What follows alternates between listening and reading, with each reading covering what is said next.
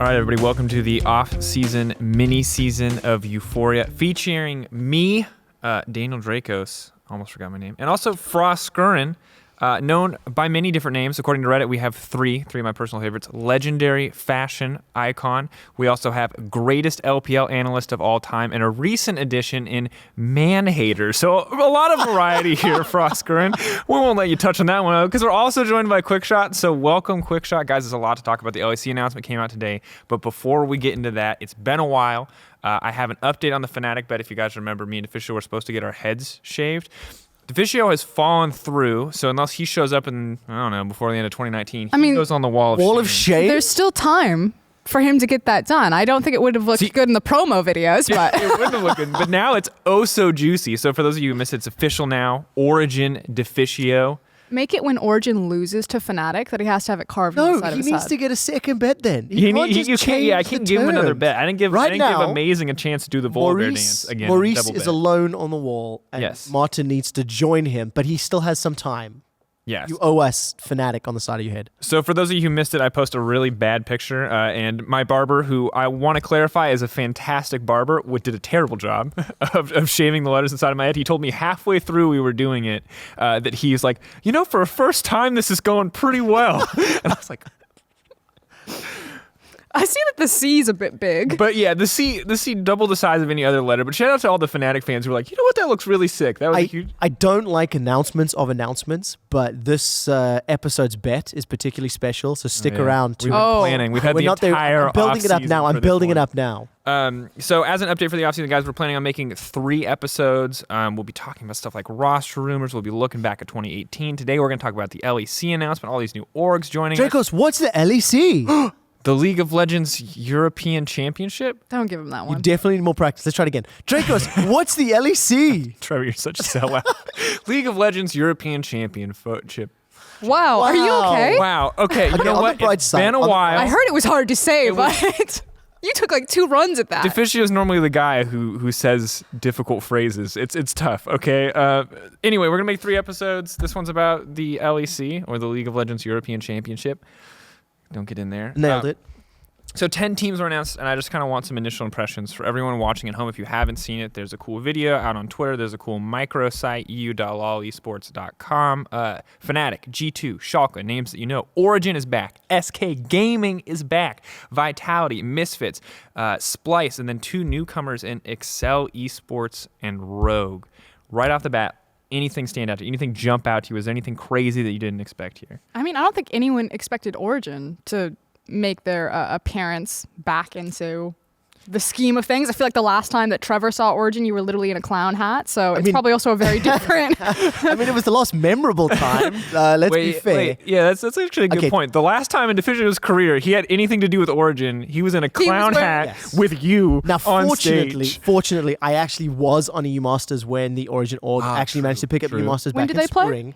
I'm not sure. We'll have to check with Deficio. I mean, I agree. I think Origin was definitely a surprise. The partnership with Astralis, working with Refresh, seeing Xpeke side by side with Deficio, super blast from the past. Like in esports terms, I mean, those are the narration in the video, by the way, is flawless. You can tell Xpeke is a storied actor, long career in voiceovers. It's very good. I highly recommend you watch it. All I'm gonna say is that the amount of money that they would make off of just like a fan fiction of Xpeke and Deficio. I'm just trying to say, as long as it's a multi-part series and I can get in there with some royalties, I don't even care what that roster is. Original question though. I'm quite excited to see Rogue. I'm excited to see XL. Rogue is a very, very new esports organization. Yeah. They started with a pretty successful European Overwatch team, and they've been expanding. XL, British organization. I actually have known of them for a while. Especially involved in some of the other esports titles. My family's from the UK, so I've seen the name around. But this is definitely like the biggest stage that the team has really progressed onto. For me, you kind of have this idea, and I'm going to use that buzzword that everyone hates, but I'm going to have to start with. You kind of have your kings, where you have G2. Oh, I know. You're new here. You got to be careful with that. You really got to be careful. Yeah. You have your kings, where you have G2 and Fnatic remain, and then you have Sure. your legends, where you have the return of Origin and SK. Then you kind of have the contenders or the dark horses of Schalke, even Vitality now after the World's performance, Misfits Splice for you can sure. throw in there too. Splice, their team fighting wasn't bad on the back half, and then you have the newcomers of XL and Rogue, and that's kind of how I break down in these. Let me write that down. That's a different really good categories. Yeah, classification. We're going to add that to us. Week 1, that's all you're gonna hear.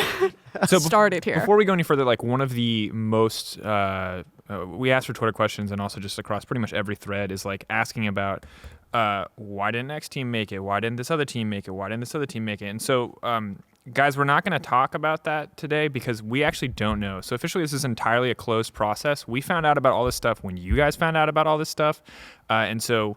As much as I would love to go ask the people who were there, it's closed, which means that the teams that were a part of it, I believe, are NDA'd. The people that worked on it are NDA'd, and which means we don't actually know. For all we know, and Jacob Wolf, don't get me wrong, is a very good reporter, but we have no confirmation that any of what he said is what it is, and we have no confirmation that it isn't either. So we just don't know. So I'm not going to speculate and give you guys either false hope or false information, and rather we're kind of just not going to talk about it because we just don't have the information necessary to do so. Fair.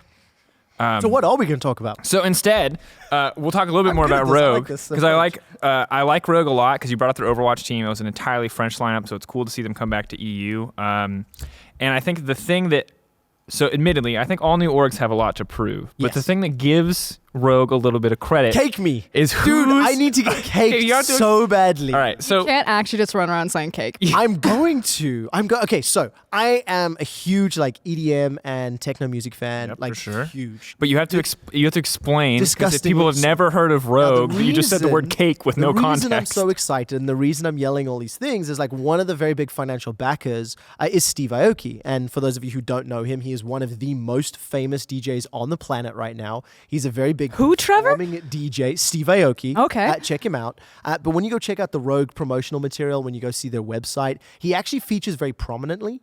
So in my opinion, again, unresearched, and I don't know for sure, unlike a lot of these other really famous sports folks that have a financial stake in an organization through some or other venture capital firm that they actually invest in, it feels like Steve Aoki actually is a little closer to the organization. The reason I said cake me, his sort of signature thing is he literally hits fans and friends and fellow DJs in the face with a cake on his shows. Ready check, spring split, Steve, I want to be caked. Okay, this is the other thing that I've got another idea for a bet.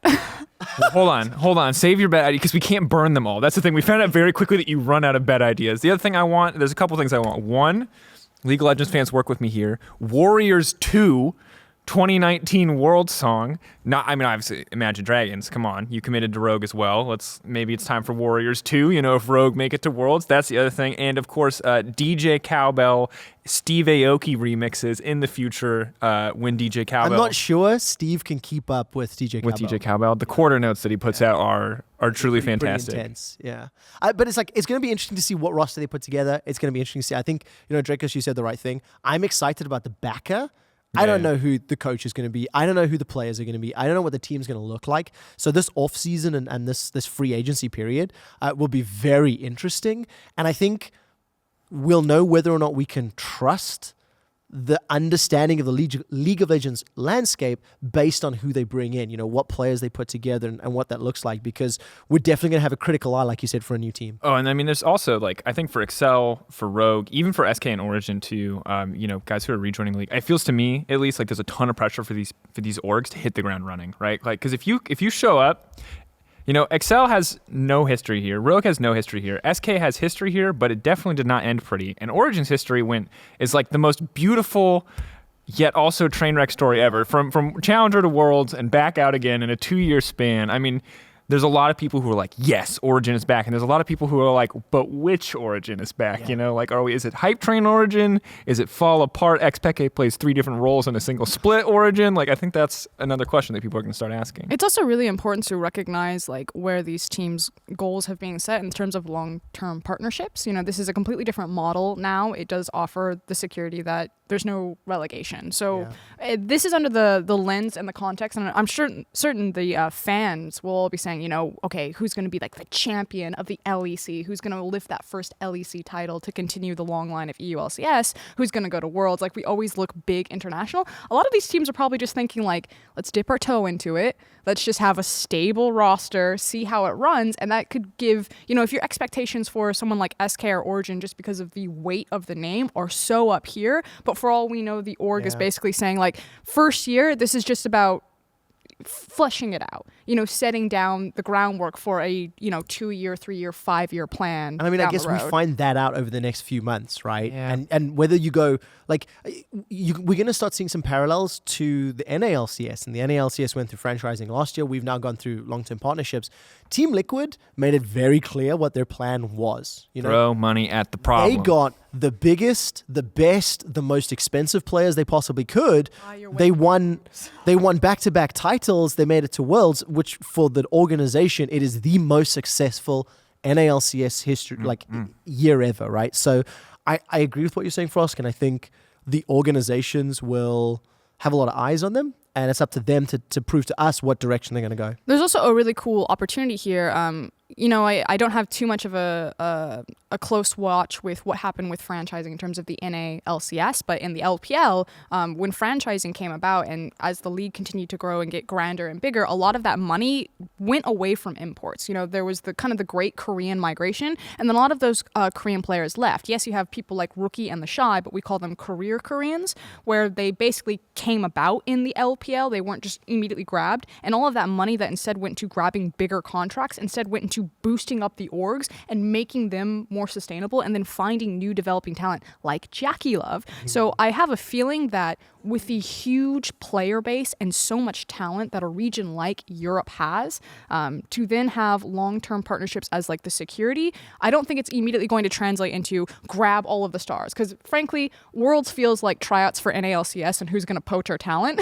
I expect a lot of them to leave, especially when people like Steve and now Jack have proven that you can ace. But we have good news in the sense that the rumor came out that Jensen was going to go, right? And then immediately was confirmed. So luckily Liquid's not taking caps. So that's like the one piece of good news we've gotten. Bullet dodged. Interesting. I think it's going to be interesting is whether or not any former EU players that went to NA actually come back. Coming back? Can you imagine how salty and bitter, not salty in terms of like mad. I mean, salty in terms of like, imagine how it feels if you're Sven and Miffy and you see G2 in the semifinals across the like that burns. Like Sven is not and quiet about it. The best bot lane in the West, they have the belts to prove it.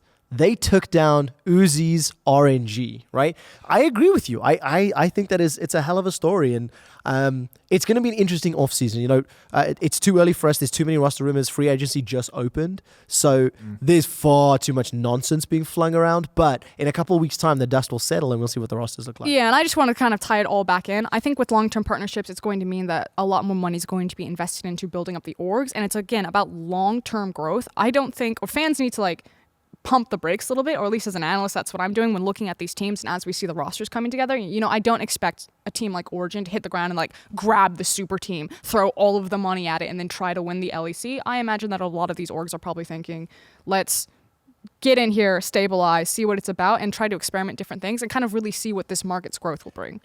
I mean, like, okay, so the business sense, I get it, you know, and that makes sense to me. But from a fan perspective, at least, like, you have one. Yes, please just win. Like, oh my, there's so many orgs that are like that come in and just cannot win, and it's just like you just cannot build a fan base without winning. But if you are an org that let's say you're like a middle of the pack team, right? The other thing that I really want from these orgs is just make cool content. Show me why your team is cool. Do cool things with your team. This problem happens all the time. We actually see it over in the NALCS, and it's this idea of can you be bigger than winning? Like, do you need to be a winning team to actually build a fan base? A lot of fans will immediately knee-jerk reaction saying no.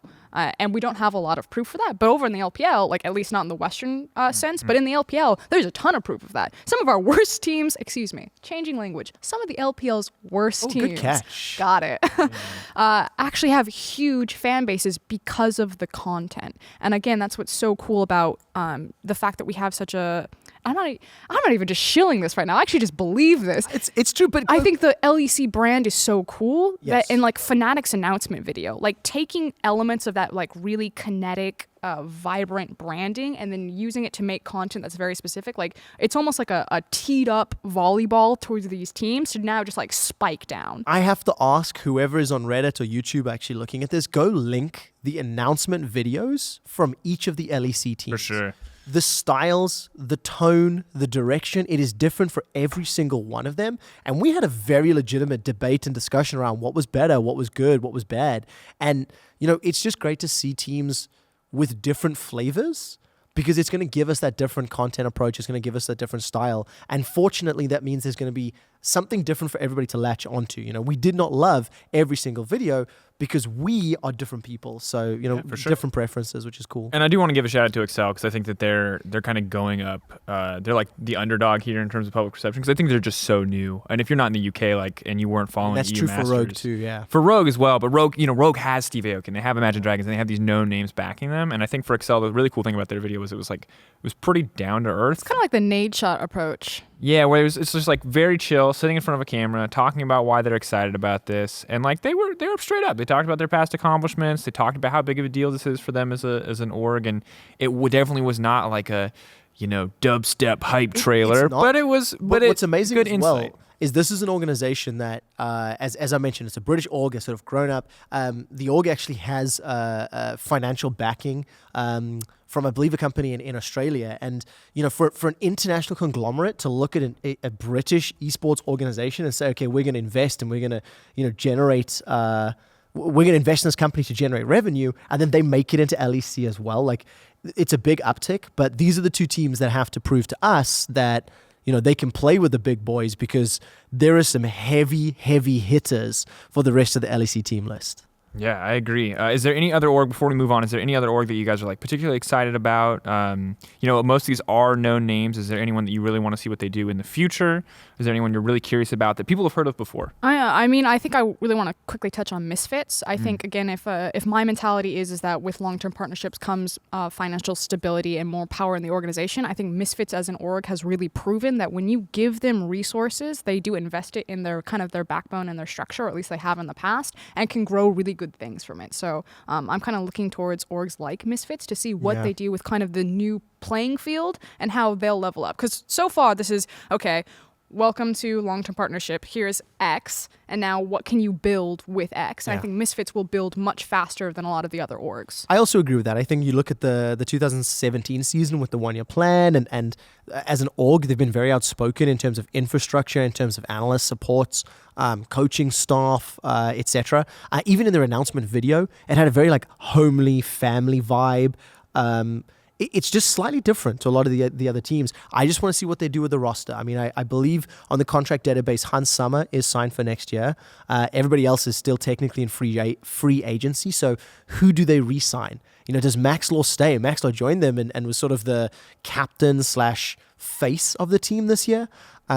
What else happens? Who else goes and leaves? And that'll also then give me expectation setting for which Misfits we're going to get. And I love off-season. I love roster rumors. It's like the worst thing ever as someone who has to prep for the teams, and you're like, please just lock in a roster so I can prep for your team. Like, please just commit to announcing 5 players. But as a fan, it's just like, yes, Faker, where will he go? And then SKG trolls us by signing him immediately after that thing comes out. But Faker, where's he going to go? For 1 hour, I was like, could Faker come to Europe? Really?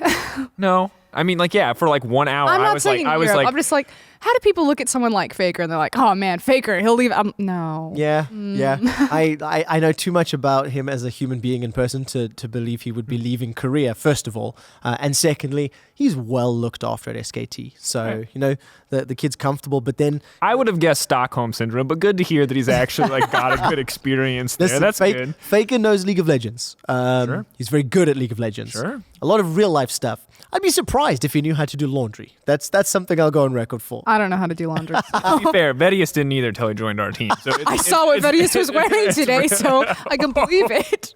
I don't know what the roster is going to look like. I want to know what is Fnatic of next year going to look like. Sure. What is G2 going to look like? Yeah.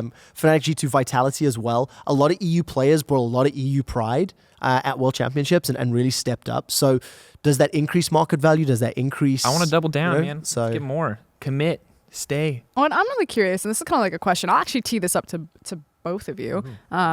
Is people always have this idea that when you look at an org like Fnatic, you just kind of expect them to retain their strength over time. Even if the roster does shake up.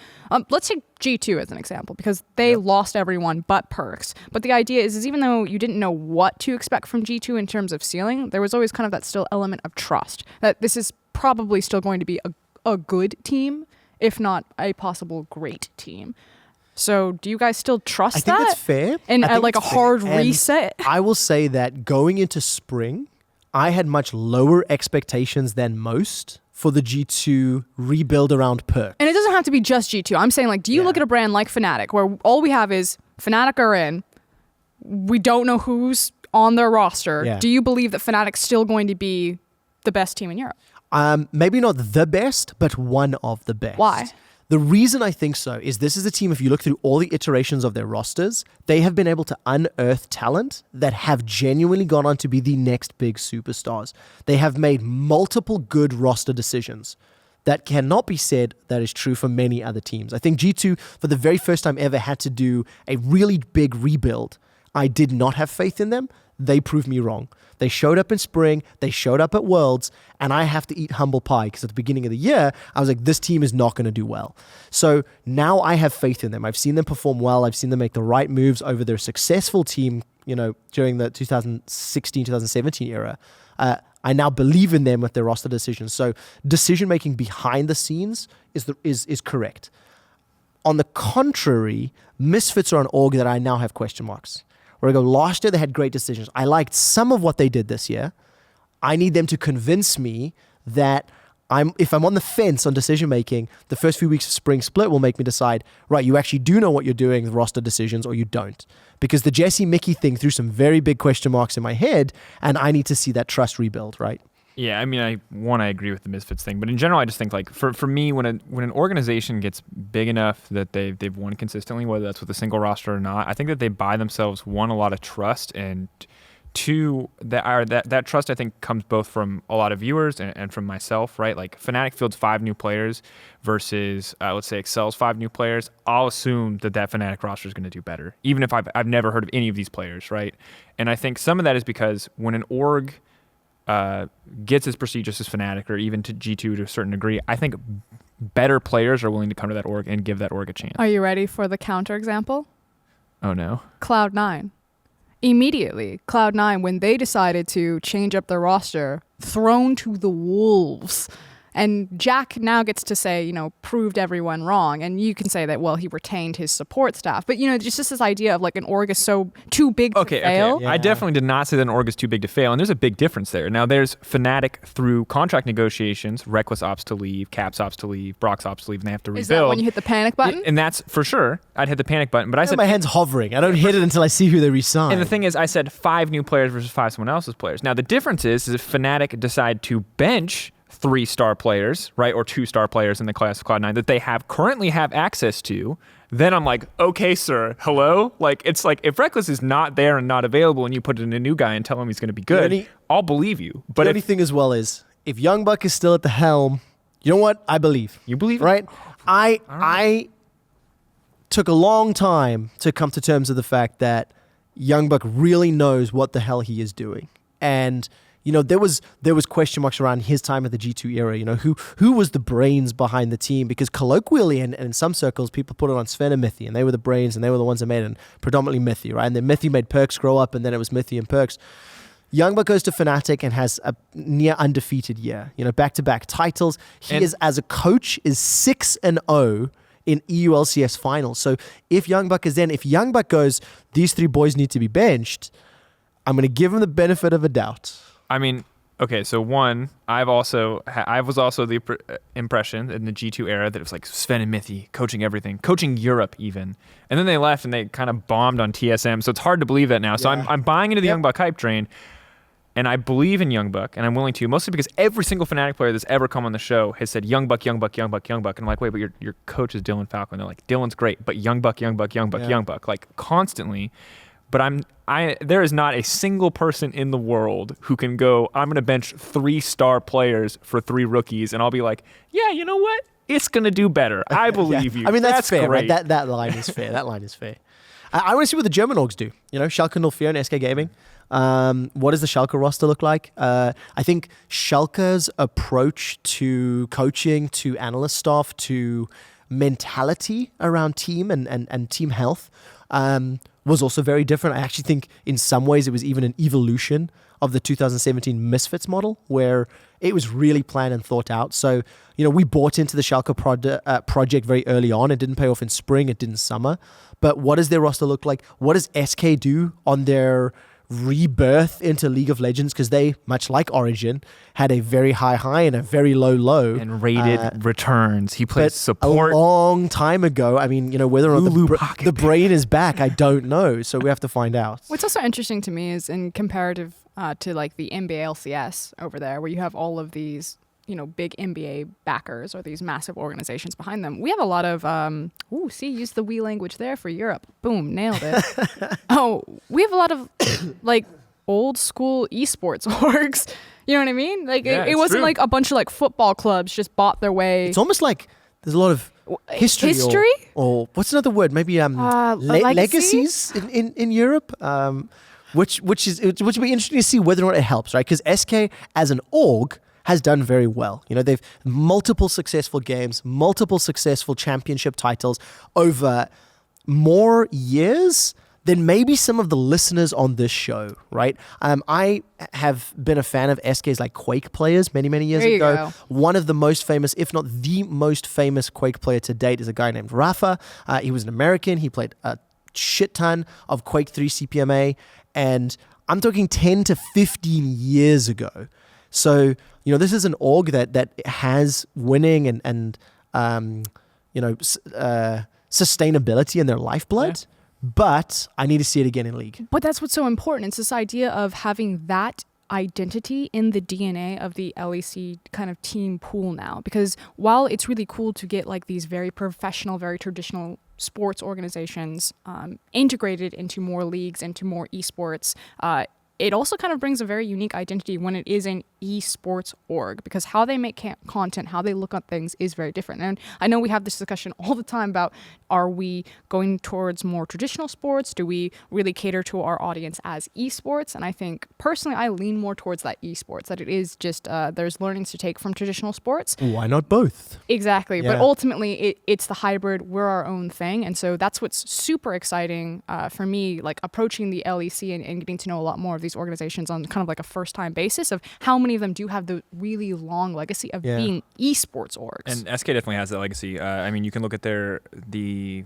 Counter-Strike lineup they had for the longest time, the all-star powerhouse Brazilian Counter-Strike lineup, names like Taco, Fallen, Stewie played for them, Cold Zera has played for them as well. Stewie, of course, not Brazilian. But then if you go back in League as well, to like really old history, we're talking pre-season 1 here, Wicked has played for this team, Snoop has played for this team, Ocelot, German famous name, Kevin, names like Candy Panda. And if you actually look at 2011, it's old League, right? Yeah, but they're big names. They're really big names. They won everything. They won everything also, in just that era. For anybody who is like over 30 years old and watched 1.6, some legacy names like Zet and Robban played for them on their 1.6 team, and those were guys that I was like fawning over in my youthful days. So yes, I am excited to see the org back. But again, it all comes down to execution. Which players they put in? Because if they're bringing back Kevin and Candy Panda from the latter years of their careers, then they're not going to be contenders. These two guys I'm stuck between are all about like this old school esports. It's about the now. It's about League of Legends, and we haven't even talked about the fact that with with SK back in the league, we now have SK versus Fnatic. Like, you talk about one of the most watershed moments of League of Legends history. It's the Kassadin backdoor. It's actually so good because we have so many rivals. We have Ocelot versus SK, his old team. We have Fnatic versus New Fnatic, aka Origin, which is what we called them back in the day. We have Xpeke versus Ocelot. By the way, my gosh. Do either of you remember or know, and you're allowed to say no, which matchup is No. El Clasico? Seeing as that we're on this legacy history thing, right? Wouldn't it be SK versus Fnatic? Wouldn't It that have to is be indeed. It's SK the El Fnatic. Because Clasico? of how many times these two organizations faced off against one another, it's actually something that Joe and D-Man brought in. And in actual fact, it pissed off a lot of fans because, directly There's a taking it lot from, of- Spanish representation and whatnot. But I mean, new kids on the block, we haven't mentioned Vitality yet. And I think it's really important to talk about them because they really, really, really impressed. They had one of the most consistent years, Sure. top 4 team in both splits. They could be heralded as the team that helped define the tournament meta for the second half of the group stage at Worlds. The Vitality effect. It's a thing, right? And watching them take down RNG the very first time, I don't know the last time I had those feelings inside of me of fear and excitement and nervousness all at the same time. Like, I thought it was beautiful and disgusting and amazing and terrifying. Like, Vitality were the team that struck first blood against RNG. Yeah. And G2 were the team that knocked them out. Wait, this no. is insane. Wanna go? I need to stroke my ego for a second Okay, here. stroke your ego. I am so tilted. So I had a segment planned. Did you hear about this? No, tell me. Oh my God. I had a segment plan that was supposed to be how to beat RNG, and it was supposed to air right before the Vitality versus RNG game, where I specifically said, or had footage polled. You can 100% ask the producers, they will confirm this, of Jizuke's rise. Because I was like, you take the rise away from Xiaohu, you give it to Jizuke, and you can style on the mid lane and then unlock the rest of the map, and Vitality can beat RNG before they get going. It was like a 3-point thing. I was just about to do it.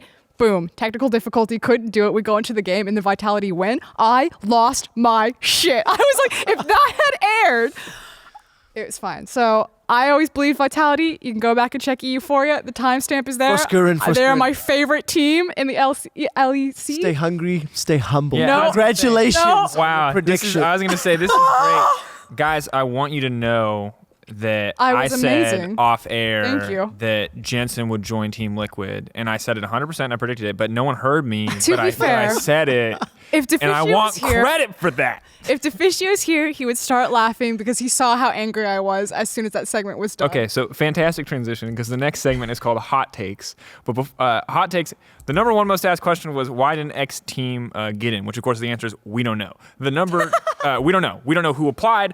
We know who got in at the end, and that's really all the information we have. We have as much information as you do, the public.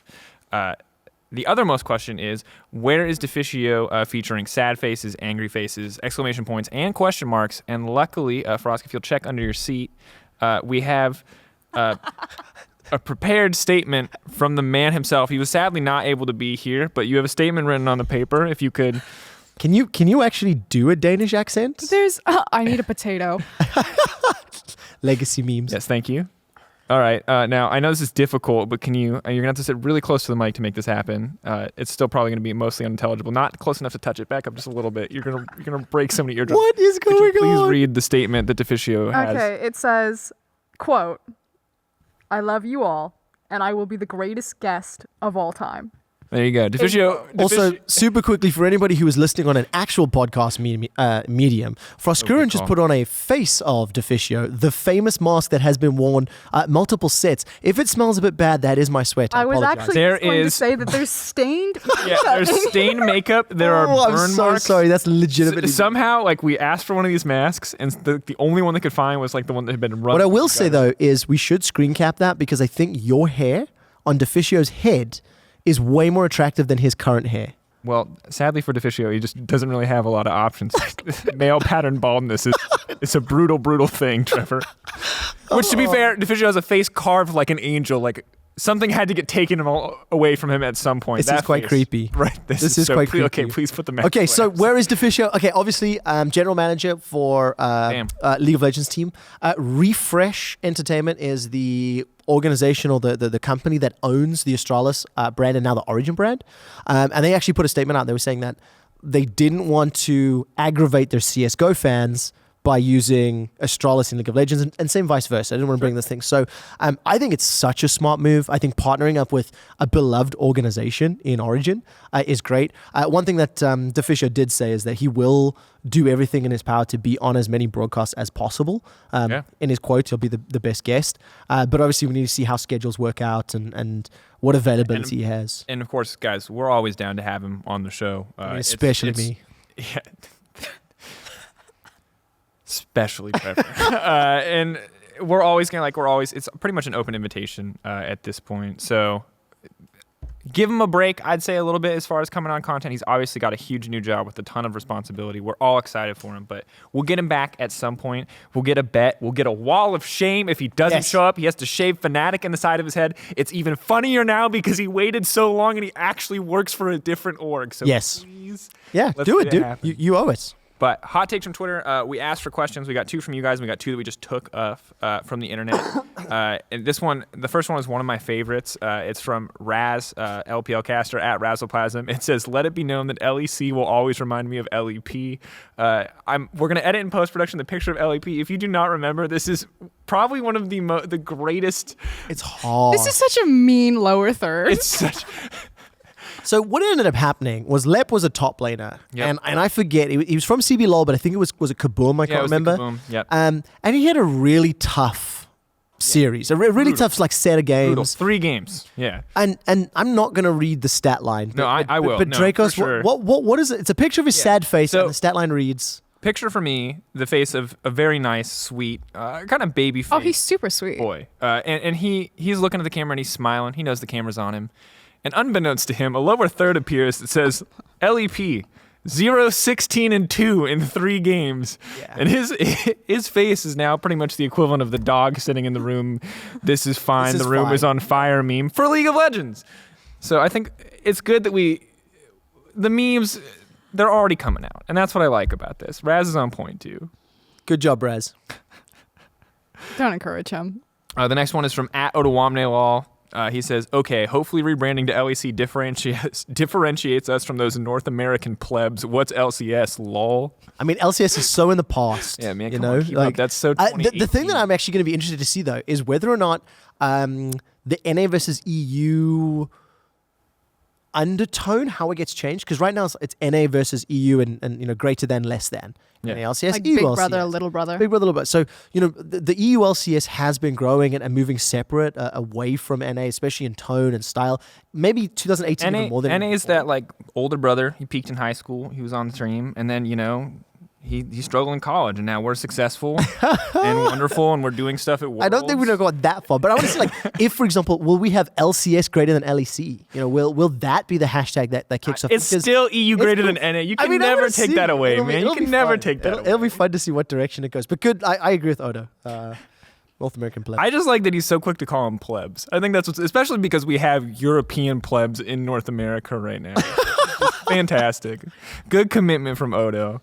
Next one, these 2 are from fans at Lombax_Pieboy. That's a difficult one. His name's Brandon. Lombax Pieboy. He says, hot take, unless they win a split, no one will want to be fans of Rogue/Excel for the first season. I think, well, A, Trevor. B, I think it's interesting if no one will want to be fans, as in, instead of saying no one would be fans. Yeah. This idea of because they lose versus because they're unknown. Yeah, you're really getting nitty gritty. I like that because it's I want to believe in you, but my friends are making fun of me. I also think it's one of those things where it's I guarantee you every single British esports competitor, player, fan knows who XL are. And whether they're fans or not, no, that's another question, right? But if you're not exposed to this brand, if you don't know anything about them, you don't know. If you go watch the Rogue announcement video, it's glitchy. It's it's cool. It looks trendy. It didn't tell me a whole lot about the players or the org, but, there's shots of Steve Aoki. There's shots of this guy who kind of looks like Talon, moping through the dark hallways with glitch graphics. it gives me a tone. It gives me something to hook onto. Captain EDM Grandpa in the corner here is like, yeah, that's my thing. Can that be your superhero? we need to see- Hold on, I yeah. think it's very- Someone write down EDM Grandpa. We're gonna bring that one up again at some point on. I'm Cast. down. I can do this. EDM Grandpa Grandpa. Quick Stats Edition. Yeah, this let's make this a thing, right? Bust I'm out on the board. scooter, I can old see the man. guys Let's behind go. the cameras, production team nodding like, yes, we have an idea for this. We're gonna have to get the tennis balls and like put it on the bottom of the Put 'em on walker. the bottom of the wall. All right, EDM Grandpa aside, I mean, I don't know. I think the thing is like we said, you want to hit the ground running. You have to come in swinging with either content or hype players or just good performance, right? Because they could come in with 5 names that no one's ever heard of. Almost Vitality style from this year. I wish But that they would. But if they show up and they have someone like Jizuke equivalent who pops off on Rise or some other ridiculous champion, let's say the dude locks in Yasuo and takes someone to town, I'm instantly a fan. I'm like, that's the guy that plays Yasuo. I will cheer from him every game. If he locks in Yasuo every game, I will die happy. Yeah, I agree. But again, it's up to them to show us, right? And whether it is through content, whether through social strategy, whether it's through team allocation, and it's also on us as well. Like it's why we're here talking about teams, trying to just introduce the current EULCS fans that are now transitioning with us to LEC, and also introducing the 10 teams and just talking a little bit more about them. On like a more serious note, again, it goes back to this whole identity of can you be bigger than victory? And if teams like Rogue and Excel do struggle to find wins and thus they can't just market themselves as we're going to be the next champion, so you should be a fan of us, then it's about how do you market your losses. And we've seen a lot of teams do that quite gracefully if they become Unicorns of Love personalities. Unicorns of Love built a brand based on a brand. Yes, they made it to finals in their very first split, but it didn't happen again for another 2 years, right? So UOL are one of the very few teams that have made multiple EULCS finals. They were many years apart, and that had a brand and attachment. Like, I am sad to see UOL go, Yeah, for sure. but I'm interested to see what these new teams do to step up and fill that void. And I think it's exciting because we know these guys have been accepted, and once again, we don't have eyes inside the process. But if this has been accepted, and a team like UOL has not, then you have to hope that there's something special that they've got cooked up that's gonna come out of the woodwork. And it's soon. important, I actually did a pretty extensive interview before the whole process started, talking about the flow, and it's not a simple process, right? You were talking millions of euros of investment. You were talking business plans, brand plans, social plans, European market acquisition, and fan base activations, right? There is I don't know what Well, half that's a those lot of words words. mean. but that's this whole system that has taken up months to go down. So the truth is, the proof is in the pudding. We have to just get through that all and see what happens, because it is a long-term process. And for sure, it's an uphill battle for a lot of these new orgs, but I just want to see them hit the ground running. Once again, I want to see them do something that just blows us out of the water. I think that's kind of what everyone's hoping for with some of these newer names. And I encourage people to keep an open mind. Look, if they bomb, they bomb. I'll be with you. I'll be sad. But until they do, give them the benefit of the doubt. We'll see what happens. Last question. At Wu-Tang Toft. Excellent. Badass Twitter name. handle. Thomas Toft. Thanks, Thomas. This is his hot take. He says, Origin is going to be a serious contender. Exclamation point. He's committed. Astralis as backers. Xpeke as owner/CEO. And Danish/Spanish roster. Change my mind, he says.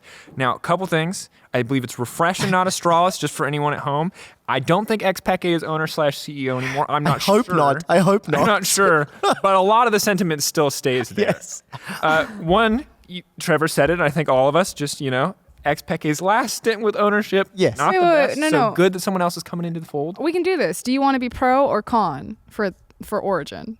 Oh no, I'm pro, but You're I'm pro not Origin? pro You'll be, Xpeke. no, that's Then fine. I'm con. You list some pros. Yeah, you list yeah, a con. me Let's too. go one for one. Give me an Origin pro. Okay, so Origin Pro, Deficio at the helm as the general team manager. Bam. Deficio has been more aware and smarter about the game than most of the coaches coaching active League of Legends teams for several years now. And I think if he can show that he can, transfer that ability and knowledge of the game to picking up good talent, I have belief that he's going to build a strong team. Love it. I believe whatever team he gets, he'll coach, but he needs to show me he can pick a good team.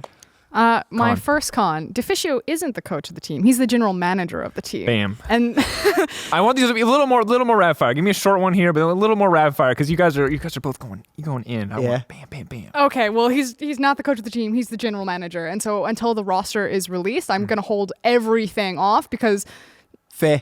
He also has never been a general manager before. No, his he first hasn't. But shoutcast. he's sitting next to the guys who manage and run Astralis, the most successful and best CSGO team on the planet, for a long time. Is CSGO a MOBA? No, but managing talent and staff is skill set that will be very important. So I think if you can lean in that, that'll be good. Con? See, she's out already. Are you out already? Oh, I thought I was going back here. You want to go? Okay, well, let's now look at the part with Xpeke. Again, the last time that we saw Origin, they flamed out. It was real bad. Yeah, and we talked about this I idea. think that's where it ends. We talked about this idea where you have to default to trust, like once a team like builds a super roster and then you expect them to continue to build that, and it was just poor decision after poor decision. So that I love though. Astralis, great decision. Origin, some questionable but that's ones. also it was addressed. I mean, we are joking about it now a little bit, and sorry, Martin, for that. But even in the announcement video, Xpeke is actually like, hey, I managed to build something in Origin that became one of the most successful, recognized brands. Unfortunately, he couldn't take it the next step. And that's where I think this, Refresh Astralis and Deficio partnership could show through. Okay, and so here's the thing I want to remind people of. This is my Fox News level spin for this. At any point in Origin's time in the LCS, were they not entertaining?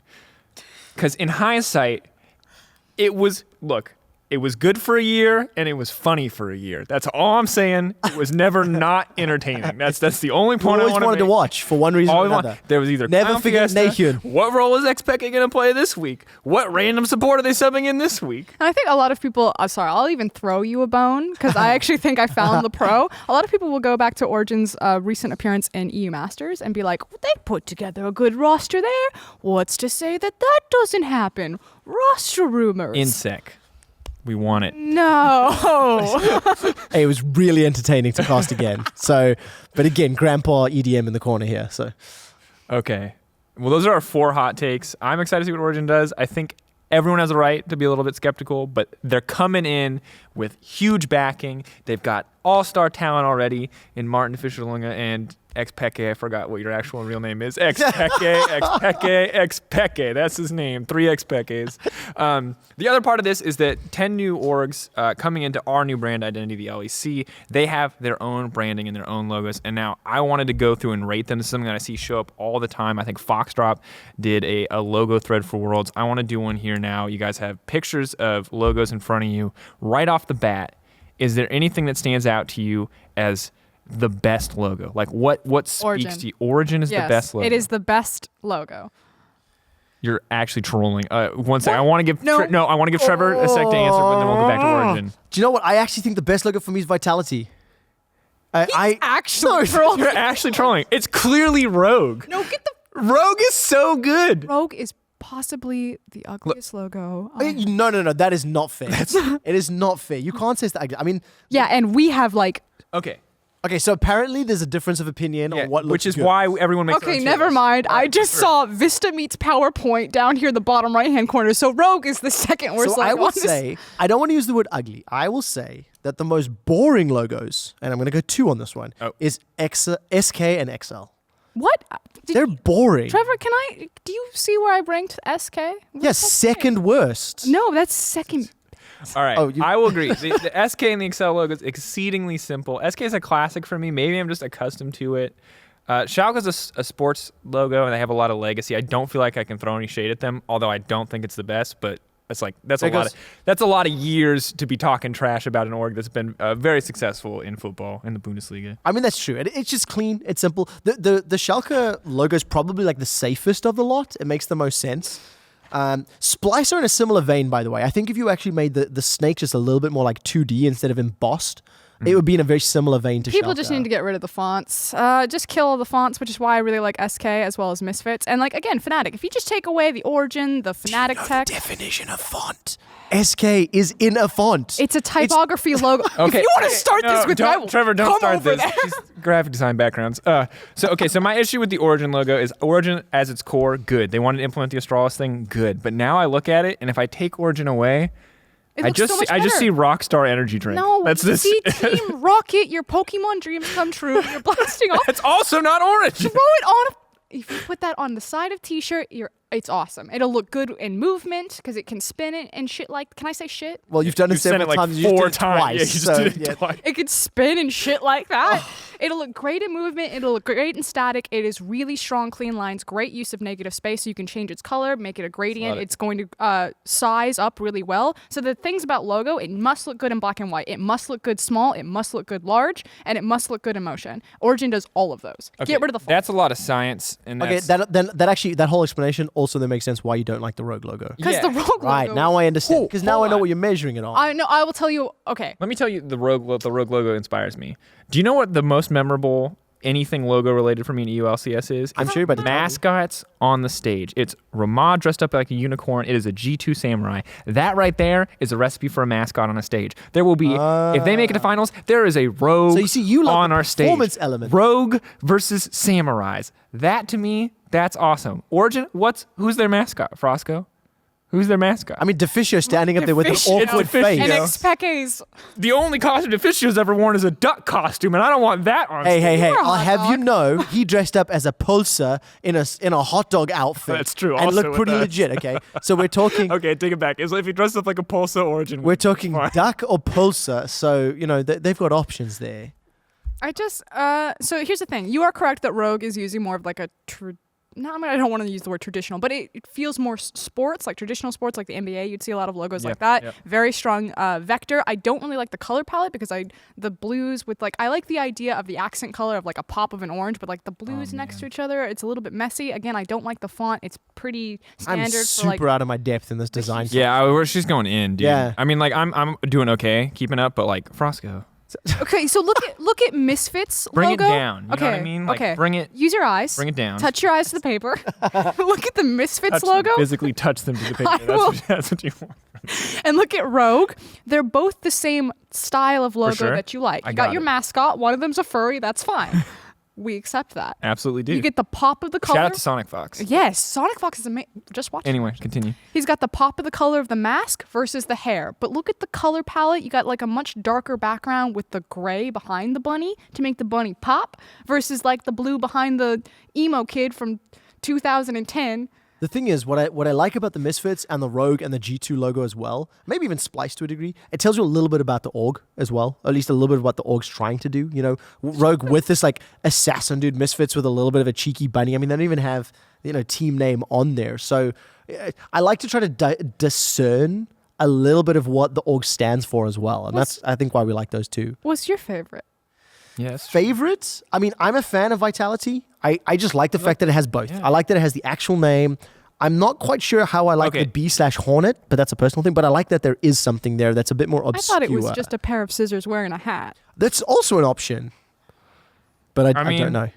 To be fair, scissors on a hat is a pretty great analogy for me to If anybody- because it's both dangerous And fun. and fun. If anybody is a fan of Douglas Adams and has watched the TV series Dirk Gently's Holistic Detective Agency, Weird show, but awesome. Yes. scissor swords. So there we go. Swords. Now I'm on board. Yeah. Have you ever seen the cartoon where it's the Pop-Tarts guy? No, I can't. I'm from South Africa. We don't know what Pop Tarts are. Well, there's a cartoon, and they have this category where it's silly hats only. And if you walk over and you're not wearing a silly hat, they beat you with a bat. Okay, somebody tweeted at me. I don't know this Pop Tart thing, so I want Who've to see seen it. this Okay. know exactly. That's what Vitality's logo looks like. It's silly hats only, scissors with a hat. All right. I think that's it. I think we have to end there. I Yep, think we that's- can't. I think we can't get any more off We're topic in than we're in dangerous that. territory here, Drakos. Bail out, bail out. So, as I mentioned before, we're coming to the end of the show. I want to thank everyone who asked Twitter questions. There were a lot of questions about the league, about format in the future and all that. And I guarantee you guys are going to get all of that information. A lot of that I don't have, and a lot of that I'm just probably never going to be privy to with regards to teams that did or did not make it, outside of the ones that did, which we see now in front of us. But we have a bet. Froskurinn. We'll do that one later. I see what you're bringing up on your phone. That's the last I was gonna thing. say, That's Twitter special. hot take. That's the teaser, the final Twitter hot take, right? So we have a bet. It's Which we hyped up earlier. It's Oh, a pretty right. pretty once again. intense I've bet. said it like 6 times now. I'm rambling. So the question is, who is going to win the split? Both of the guests are going to predict someone. What's at stake, Drakos? This is the Drakos. important thing. The winner of the bet. Now it's possible for neither of them to win. Keep that in mind. But the winner, if someone guesses the right team. We've seen no rosters so far. We have no idea. If they guess the right org to win the split, the other person of the two of them, I'm not a part of this. Oh, I'm so nervous. Has to get a tattoo. And the tattoos are special. They are. Because if I predict an organization that wins the spring split, you have to get a crown. Trevor, as king of casters, we is debated. free to King of crown. casters. We thought about it a little bit. Initially, it was going to be like a crosshair because Quickshot. But then, roster swaps happened even in the caster thing. And now, as the oldest, like EDM grandpa, last remaining EULCS, like consistent caster, I'm officially the king of casters. True. So you have to get a crown. Whatever art style you want, if I predict the right team. And if Trevor predicts... Wait, and it's going to say EUphoria on your crown. It is going to say I did not make this happen. This is a Drakos thing. The crown is my thing. So if Trevor predicts the correct team, I have to get... Or no, you... If you predict the correct If team. I predict the correct team, Trevor has to get a frog. Why a frog? Because Froskurinn is Icelandic for frog. Technically the frog. Bjorknen is bear. I mean, for me, it will be the frog. Cause it'll be so I will be getting a frog tattoo. All right. If Frost predicts the right. Okay. I'm gonna. I want to clarify. You said so. EUphoria was included in yours because you're hype. You're taking it to the next level. But any art style is what I heard. Yeah. And you're both agreeing to any art style, and we get to pick it, right? Like you get to pick if the I'm spot it goes on the tattoo body. a frog on my body, then I'm gonna pick the style of frog. This is excellent. Do you guys? What's the due date here? Because when we found out with the head shaving bait that we I would say probably before summer. I reckon by the time spring finals ends, there's a couple weeks. Then there's MSI. Then there's a couple weeks. So I think we can figure it out. But I don't know. But Okay, so long-term bet for 2019 to get us started. I'll slip it in before MSI. There you go. Before MSI. I'll debut it on MSI. Okay, I tell you what. Right, I tell you what. Let's put it. Let's put it. Okay, first shake on the bet. Okay, let's do. You haven't predicted. Summer split. Okay, so I will definitely do my research. I'll find my style of frog and the artist that I want to do it. So, who wants to go first? Me, Dad. King goes first. Okay. There's no way I'm giving you a chance of taking my Fnatic. No, Okay. I have no idea who he's about to say. Okay. We kept them completely. So the thing is we can't pick the same team. So if Trevor picks the team that I thought was going to win, I must then pivot. I am going. You both just have to get a tattoo if you both pick the same. Right. For podcast people, I'm going to quickly stand up for 2 seconds. I pick Origin. What? Oh my God! I am putting it's my a faith. free win. You grabbed the deficient. I am putting my faith Alright. in Martin Deficiolunga, my one true love. Martin, if you're watching this, I we're scrolling through it based on Reddit am highlights. putting a tattoo of a frog on the line, and I will predict Origin to win. If Origin win, then in fact you are the one that will get the tattoo. But there we go, Martin, you're in it. There you go. I cannot believe he just picked Orion. Orion. I Yeah, we can believe. say it the right way. Orion. I'm gonna go with G2. I was going to go with Fnatic, but I feel like this is a great segue. It is. Because next week, ladies and gentlemen, we're going to be discussing roster rumors and the spicy bit of roster How you liking that? that we just got from Jacob Wolf. I think I got it retweeted on my timeline by Can you Theon. do some news music like? I can't. I mean, I don't know how to go. you want to... Dilly-dilly-dee. All right. Sources. This is from Jacob Wolf, legendary rumor reporter. At G2 Esports to acquire Fnatic Caps Law, G2 Perks to move to 80 carry. We've heard rumors of the weird EULCS powerhouse team. And let me tell you, Wonder, Yankos, Caps, Loco Doco. Perks, Loco Doco. Oh, I thought you were listing people who have been. I see. We were different trains No. of thought. And now rumor, I believe, has it that Mickey is going there as well. That is a weird dream team. That's a dream I'm down. But I will say as well, A, I'm excited. B, I know when rosters get more locked in, we'll talk a little bit more about it. C, you made a prediction with more information than I had. That's cheating. I'm not going to change the bet. I just want to call it out. But I just can't wait to see if it's actually a reality or not. Perks 80 carry caps mid, folks. This and more. You guys are going to get the rumors. I mean, same time we are. We're going to talk about them next week. We're going to talk about them. We'll try to get a guest, bring in someone to talk about them with us. Until then, this has been episode 1 of, we'll call it season 2.5 of EUphoria. Just a few episodes here in the off season to sate your craving for EU content before we come into 2019 and the LEC. It's been me, Froskurinn / Deficio Face, and Quickshot for this episode. See you guys later. When does Origin play?